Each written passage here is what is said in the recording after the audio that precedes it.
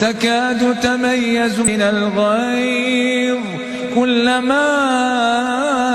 ألقي فيها فوج سألهم خزنتها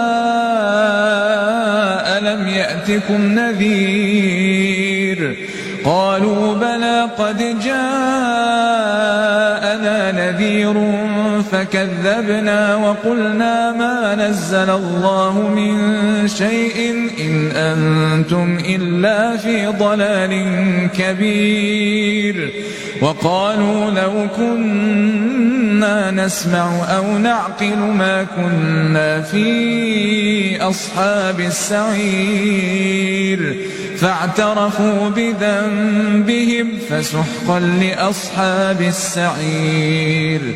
إن الذين يخشون ربهم بالغيب لهم مغفرة وأجر كبير وأسروا قولكم أو اجهروا به إنه عليم بذات الصدور